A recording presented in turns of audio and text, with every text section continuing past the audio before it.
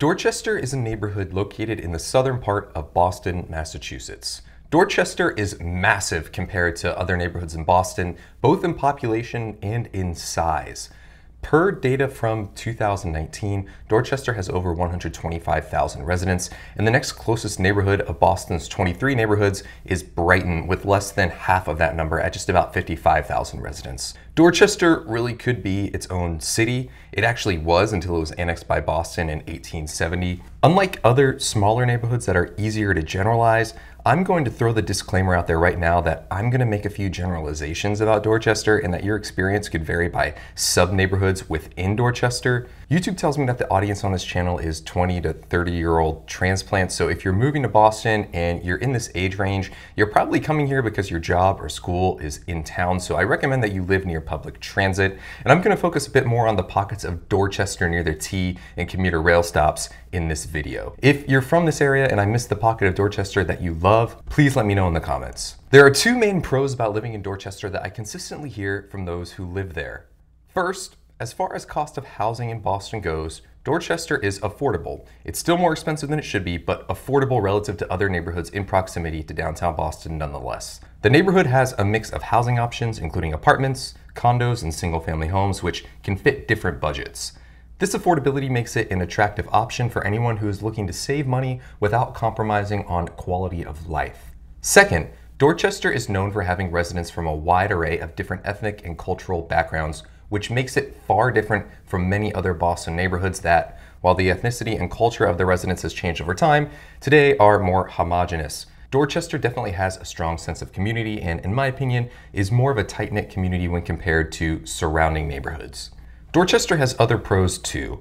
Despite being located in the southern part of the city, Dorchester is just a short distance away from downtown Boston, so you can live here, save money, and still have easy access to all of the amenities and attractions of the city, including museums, theaters, shopping centers, restaurants, sporting events. The list is endless. The subway, when it's not running slowly, and of course I had to go back and edit this video because this morning the MBTA announced that all trains will temporarily be running at 10 to 25 miles per hour, but when it's working it'll get you downtown quickly. While more expensive than the subway, commuter rail tends to be more reliable, although it runs less often. If you time traffic right, and if you choose to own a car or Uber or Lyft, you can be downtown in a matter of minutes. Thus, you can see Dorchester provides great proximity to Boston city center. Another pro of Dorchester is that it puts you close to several parks and green spaces, so you'll have plenty of opportunities to enjoy the outdoors.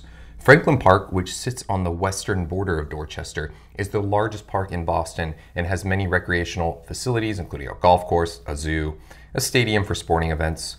Pope John Paul II Park is another popular destination with walking trails, a beach, and a boat launch. And the northeast corner of Dorchester borders Carson Beach, which is a great spot to frequent in the summer months. If you're a true hiker, these parks might not give you your full nature fix, but they can at least tide you over until you can check out some of the great hiking trails that New England has to offer. I personally haven't explored much of Dorchester's food scene, but there are multiple places in the area on my list to try. I've heard a lot of good things and can't wait to explore the food in the area. Like every neighborhood in Boston, Dorchester has some cons. First, Dorchester has a higher crime rate compared to other neighborhoods in Boston. Property crimes such as theft and burglary are common, and violent crimes are prevalent in some areas. This can make residents feel unsafe, especially those with families, but it's important to note that, and do your own research because I've heard this repeatedly but haven't fact-checked, that crime in Dorchester tends to be between individuals who already know each other as opposed to a random person walking down the street becoming a victim of a crime. Additionally, like most neighborhoods in Boston, traffic in Dorchester can be very heavy during rush hour. Major roads such as the Southeast Expressway and Dorchester Avenue can become congested, leading to delays and frustration among drivers. And for you, this will make commuting to work or school stressful and time-consuming. So if you're going to rely on a car to live in Dorchester, make sure that you are mindful of traffic beforehand. So here are the median rents in Dorchester. A studio will cost you about $2,100 per month. A one-bedroom apartment will cost you about $2,400 per month.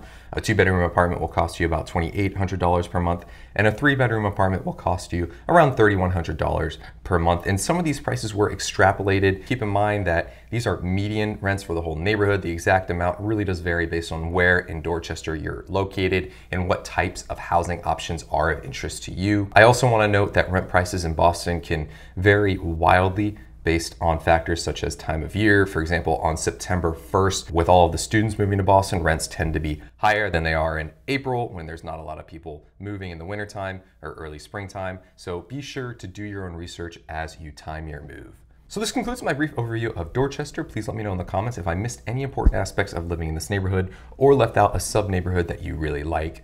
Please like the video if you enjoyed and subscribe to see similar videos.